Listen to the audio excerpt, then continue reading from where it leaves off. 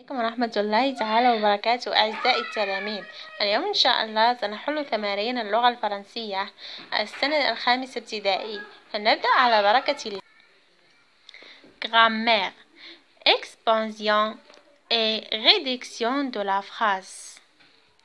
توسع وانخفاض الجملة. توسع وانخفاض للجملة.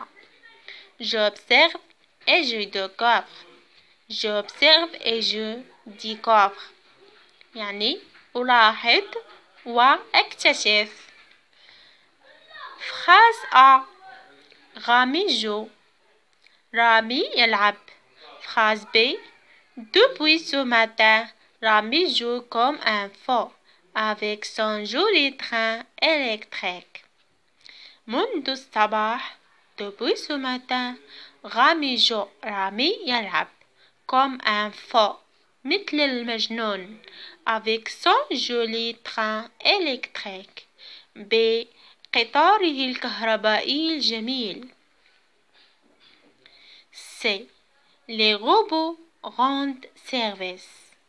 Les robots صنعوا للاستقبال dans les usines et dans les foyers في المعامل وكذلك في المواقد. D.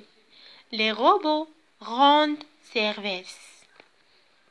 Je m'en appelle et je réfléchis. أتعامل وأفكر. Dans laquelle des deux phrases A ou B y a-t-il moins de précision? Coche la bonne réponse A B. في هذا السؤال يعني première question طالبين منكم أنكم تشوفوا في أي من الجملتين، يعني فين هي الجملة A ولا B، فين هي الجملة اللي فيها قليل من التوضيحات A ولا B، وتديروا لا ريبونس إما في الخانة A أو الخانة B. Question numéro 2. Souligne dans la phrase B les éléments qui ont été ajoutés. سطر على les éléments العناصر المضافة في la phrase B. Question numéro 3. À quoi servent les éléments ajoutés؟ يعني ما هي هذه العناصر المضافة؟ Question numéro 4. Compare la phrase C à la phrase D. Que marques-tu؟ قارن بين la phrase C و la phrase D. ماذا تلاحظ وماذا تستنتج؟ Question numéro 5. Réduis les phrases suivantes. قلل من الجمل الآتية. réduis هي قلل من الجمل الآتية أو اختصر الجمل الآتية. اختصرها. Depuis quelques années, le monde de la technologie évolue. في بعض السنوات، منذ سنوات، العالم التكنولوجي تطور. B. Chaque dimanche, nous prenons le tramway pour aller au centre de la ville. في كل أحد نحن نأخذ ترامواي من أجل أن نذهب لمركز المدينة. هذه الجملة نلخصها. Question numéro 6. Enrichis les phrases suivantes. أغني الجمل الآتية. سليم utilise son ordinateur. سليم استعمل حاسوبه. B. Voici un robot. إذا نجيب على الأسئلة. Première question. Dans laquelle des deux phrases A ou B y a-t-il moins de précision? Coche la bonne réponse A ou B.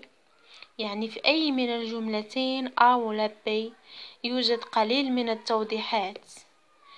ضع علامة في جواب الصحيح A و B. يعني هنا رجعوا الجمل. جملة A. رامي جو. رامي يلعب. جملة B. Depuis ce matin, Rami joue comme un fou avec son joli train électrique. في الجملة الأولى لاحظنا بأنها مختصرة، فيها رامي يلعب فقط. أما الجملة ب فهي فيها توضيحات وفيها شروحات، وبالتالي نكتب الجملة التي فيها قليل من التوضيحات ومختصرة هي الجملة A. يعني قالك هنا dans laquelle des deux phrases A ou B y a-t-il moins de précision. يعني في أي من الجملتين يوجد قليل من التوضيحات. الجملة B، يعني هنا نديرو كروة في الخانة B. Question 2. Souligne dans la phrase B les éléments qui ont été ajoutés. سطر في الجملة B على العناصر المضافة.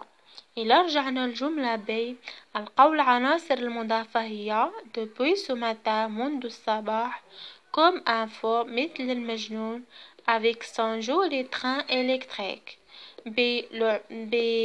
بقطاره الجميل والكهربائي. هادو هما العناصر التي أضيفت في الجملة B. يعني غادي نكتبوهم اولا غادي نسطرو عليهم، ها هما نسطرو عليهم هنا، شفتيهم؟ اوكي. La troisième question: à quoi servent les éléments ajoutés؟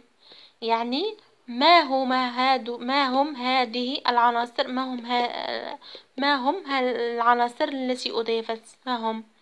يعني لرجعنا الجملة نلقاوهم هما هادو depuis ce matin comme un fou avec son joli train électrique. يعني هادشي غنكتبوه هنا. Question numéro 4. Compose la phrase C à la phrase D. Que remarques-tu؟ يعني قارن بين الجملة C والجملة D، ماذا تستنتج؟ إذا قارنا بين الجملة C والجملة D نقرأ الجملة C: Les robots rendent service dans les usines et dans les foyers. يعني les robots صنعوا للاستقبال في المعامل وأيضا في المواقد. جملة D: Les robots rendent service، يعني les robots صنعوا للاستقبال. يعني هذه الجملة D مختصرة، والجملة C فيها شروحات وتوضيحات. إذا لقارنا بينات الجملة C والجملة D نلاحظ j'observe que la phrase C بأن الجملة C il n'y a pas de précision، ليست فيها أي شروحات. هادشي غنكتبوه هنا في la réponse ديال question numéro 4. Question numéro 5. Réduis les phrases suivantes. يعني قلل من الجمل الآتية. Depuis quelques années, le monde de la technologie évolue. يعني نبغى نختصروها غنكتبو le monde de la technologie évolue. العالم التكنولوجي تطور. B. Chaque dimanche, nous prenons le tramway pour aller au centre de la ville. كل أحد نحن نأخذ ترامواي من أجل أن نذهب لمركز المدينة. إذا أردنا أن نختصرها نقول nous prenons le tramway. نحن نأخذ الترامواي. Question numéro 6. Enrichis les phrases suivantes. أغني الجمل الآتية. سالم utilise son ordinateur. سالم يستعمل حاسوبه. إذا أردنا أن نغنيها ماذا نقول؟ نقول ce matin أو depuis ce matin سالم utilise son ordinateur pour rechercher sur internet. Par exemple B. voici un robot. حتى هاد الجملة غنغنيوها. ما تنساوش ديروا النجيم واشتركوا في القناة باش يوصلكم الجديد، وشكرا، إلى اللقاء إلى فيديو قادم إن شاء الله.